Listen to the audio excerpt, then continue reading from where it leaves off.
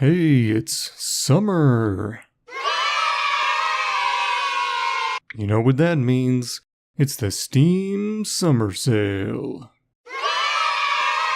Shut up! Just shut up! I'm trying to tell the people how to spend their money.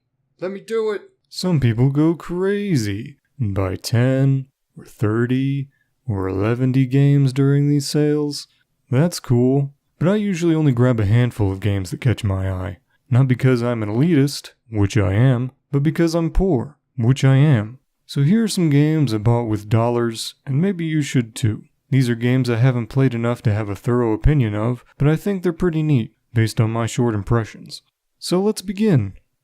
Diaries of a Spaceport Janitor immediately caught my eye due to its setting and visual design. Spend your days picking up the garbage and refuse left behind by hundreds of different alien species. Make minimum wage doing it, and get cursed by a floating skull. It isn't a thrilling adventure, it's just a job. It's cathartic to wander around burning trash, deciding what to store in your bag. Investigate the shops, peering at all the exotic foods that you could never afford to buy. What I like so much about this game is its creativity. The spaceport you inhabit is filled to the brim with bizarre creatures, mystics, and an army of vendors chomping their mandibled faces to sell you any old trinket or souvenir. All of the shrieking chirps, synthesized bleeps, and garbled honking all bring the spaceport to life. It's a labyrinth of otherworldly madness and color. Almost no information is given to you straight, so every item you pick up seems like it could be important, worth trading away later or utilizing for yourself. I don't know how much depth it might have after 3 or 4 hours. Some people might find it to grow redundant, but so far it's amused me for well worth its cost. I recommend it.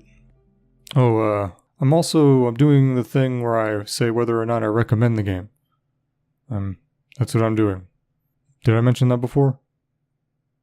I recommend Sanctuary RPG, Black Edition. As close to a true roguelike as you can get nowadays, the game is designed entirely with ASCII, giving it the authentic rogue look. It's a pretty standard, though tongue-in-cheek fantasy RPG. You begin by building a fantasy archetype through an impressive series of personalized races and abilities. You'll run into quest givers and explore dungeons. There's a mining mechanic and a detailed crafting minigame. And loot. Loot. Find loot and use loot. It's all about going forth and slaughtering numerical representations of things. Combat system is a fun series of link finishers and combos. Surprising, really. Just be aware that there's a lot the game throws at you at the introduction. If you're not open-minded, the game might struggle to keep your attention.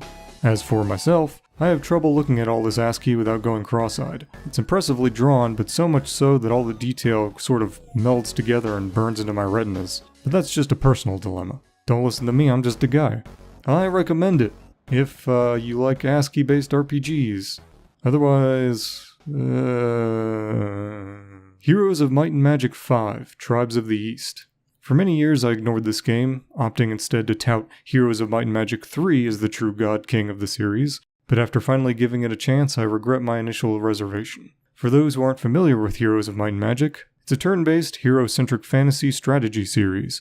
You choose one of several races and trot your generals across the land, fighting monsters, finding treasure, and building up your forces for your inevitable battle between you and your equally heroic adversaries. If you're a fan of the Home series, this is a grand improvement. It doesn't stray as far from the formulas 4 through 7. It has more artifacts, more spells, more hero skills, and even divergent monster specializations. It's almost everything you could want.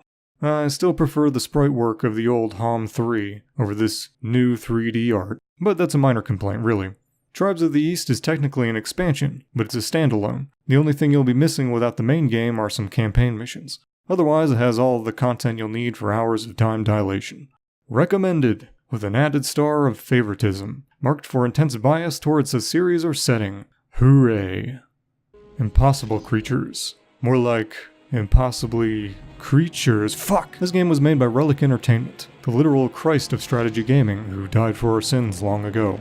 Make the impossible possible by genetically fusing stupid animals with other idiots. Concoct abominations against heaven so that they might have better stats. Build an army of miscreants to take with you into battle against other horrors of science. The battles themselves are serviceable, and provide an arena for putting your creatures to the test. The real draw of the game, though, is designing your monsters. It isn't a simple matter of choosing 2 animals and being done with it. Rather, each part of the creature gives a varying statistic or unique skill.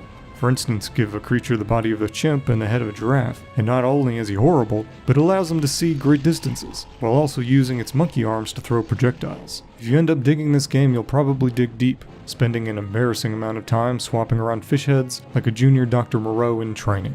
Make life a contrivance of the universe. Recommended. I bought the Blood DLC for Warhammer Total War because it was the only DLC I didn't have. I wanted the red juice. It was $2 and that's bullshit, but I bought it anyway because I'm a sucker. And I like the Total War Warhammer. It's only $20. You should buy it too. It has some DLC. I like the Beastman. Recommended. And that's the end of the line. Those are all the games I bought. What'd you say? Only 4 games and an overpriced DLC? Well... Yes! It was a pleasure and a privilege. Hope all of you saw something you liked. And if not, well, then take a stroll over and look at the sales yourself on Steam. Why are you letting me tell you what to do?